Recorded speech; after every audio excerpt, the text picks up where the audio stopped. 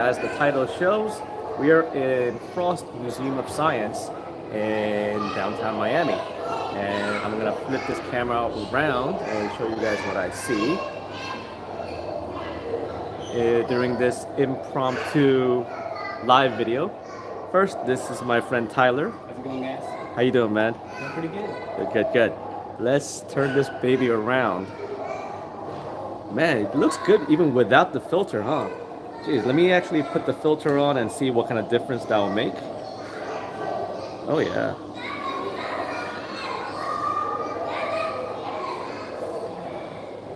Take a look, guys. So this is called the Great Barrier Reef exhibit. This exhibit, I remember coming to fruition. This always wasn't like this. This actually used to be, what was that school of yellowfish that Pro Aquatics? No, not the yellow snapper. Pro Aquatics breed these. Like, remember the global show that we went a few years ago when you're still with Biota? They had that trebollies or something like that. Yellow. Yeah, they had like a wall full of trebollies like swimming around, and then one of the head curators at the time here, his name was Zach. He dove in Philippines, and he had this vision to create this into this space here, and it looks like absolutely phenomenal. Tyler, do you know how long this has been here? So this tank, like set up as the GBR system itself, has been up and running for about like maybe 3 years now. Yeah. So it's still relatively new compared to the rest of the aquarium, which has been around for about 5 to 6 years now. 5 or 6 years. Gotcha, gotcha. And wow, man, how big is this tank? So this tank is 12,000 gallons. It's about 10 feet deep. Yeah. From front to back. About 23 feet in width. And about 10 feet, 12 feet deep as well. Wow. From top to bottom. That's crazy. And I just love the shoals of, like harems of Antheus, so many different chromies. Do you guys have to replace chromies? Because, in a home aquarium, typically, when you have, like, let's say 10 chromies, then a year later you have 2 or 1 left. Typically you would, but we haven't, we feed these guys enough so that there's really no kind of issue with that. Yeah.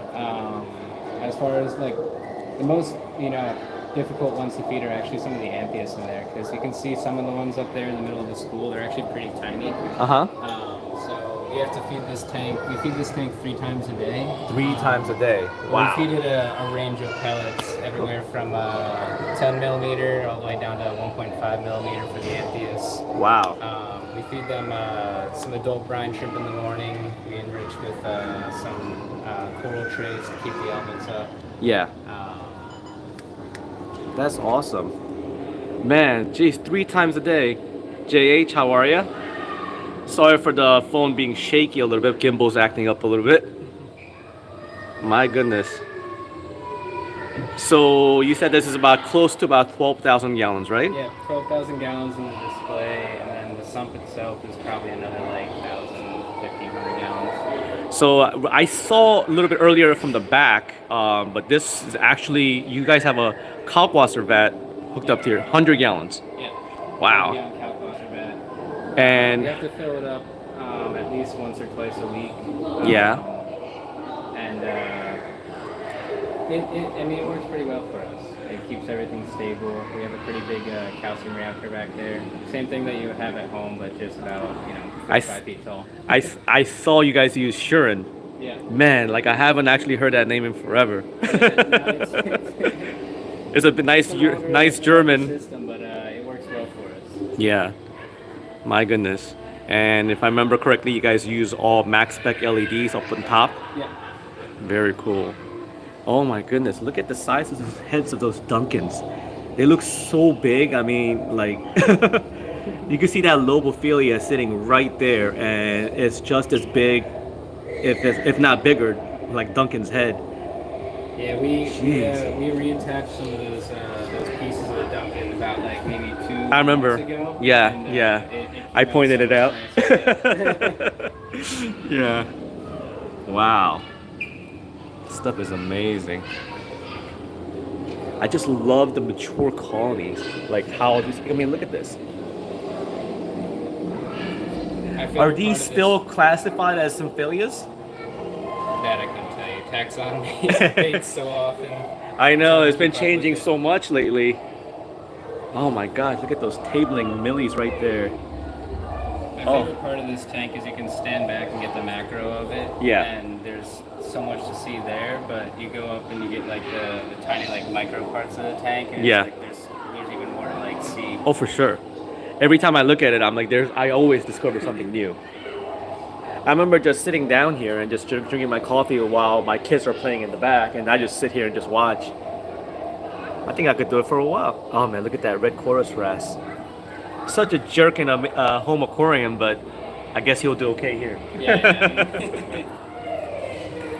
Look at that Euphilia garden. Well, not all Euphilia, I'm sorry, but you can see Fimbros. You can see Ancoras. I know. I'm gonna come fix it right now. Absolutely amazing. Jeez. Maybe can you Look at that unicorn tank. study these Jeez. things? Yeah. Absolutely beautiful.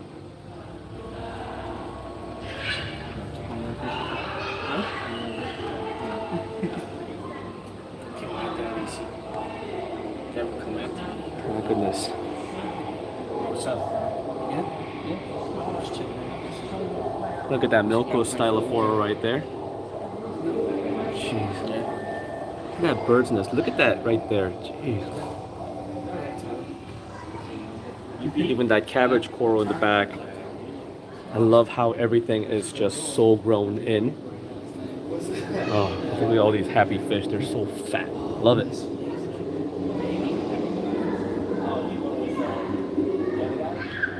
I don't know what that is, but that chalice is pretty awesome.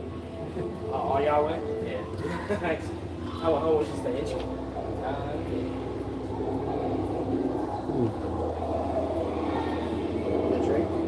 I don't know if you can see that coral in the middle. That's actually like a teal bluish color. That stuff is pretty gnarly. Look at that Hollywood stunner in the back. What's funny is that in the back there's like, how much distance like in the back do you guys have for the divers to walk across? So in the back, Couple there's feet, probably right? about like maybe 2 feet, 2.5 feet. Depends Right. on like the right side over here is probably about 2.5 feet. Yeah. It gets more narrow over that side, so maybe about like 2 feet. We'd have a nice like rack back there. Yeah. To outline some corals. Gotcha. Yeah, I saw that when I went behind the scene and then we looked from the top. I was like, man, you guys have all this space in the back. And if I remember correctly, you guys have a big hydro wizards hiding in here, right? Oh, yeah. Yeah. So there's 2 big hydro wizards that come up from the center, and they Mhm. go in at 45-degree angles up towards either corner. Yeah. Definitely have to turn those off for when Aaron goes down diving. Otherwise, he's going to get tossed around. How often does he go diving? So he dives in there and cleans the tank. He'll hit all the acrylic at the back walls. Yeah. He'll spot Oh, feed back some wall of the as well. corals. Yeah. Gotcha. He'll spot feed some of the corals, but we do that every Wednesday. Gotcha. Yeah. Right before the big water change. Yeah, right before the big water change. We always do a backwash on all of our big systems after we clean them out. Now, for those of us at home that can't really fathom how much water that goes through this place, how big is your filters? How much water do you have stored here at any given point? Stored here at any given point. I'm honestly going to say that our basins are probably around like 10,000 to 15,000 gallons, and you have 2 of them. So we bring the salt water in from the bay. We filter it, we ozone it, we put it through some sand filters, get rid of all this stuff. Bring it into basin 1, treat it, bring it into basin 2, and then we can use it all throughout the building. We have pipes that go to all the different floors, so we always have water on tap.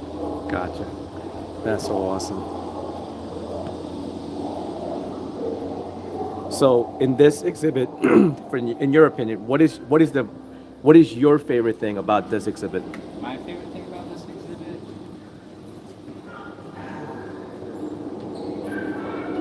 I honestly like some of the mixes of fish that we have in here. Yeah. Just to see all the differences in color, and Mhm. then some of the more cryptic fish, when you get to see them come out, Yeah? it's kind of a treat. They actually come out a lot more when Aaron's in there because he spot feeds Food, the cold, right. and they kind of crawl out of the rocks. But it's really cool to see them come out. What are some of the cryptic fish that are in here? To be honest, we have some like blennies and some hawks in here. Uh-huh. That are a lot more like they hide like some of the back structures and everything like that. On the crevices and such. Yep. There's a lawnmower bunny that actually hides there. Wow, look at that Anthias. Jeez. The lawnmower bunny is actually really friendly. He'll come up and Aaron will he'll let Aaron pet him and everything like Really? that. Yeah. That's awesome. He hides somewhere around in this. Oh, there he is. Right there, actually. Ah, He's out of the that guy.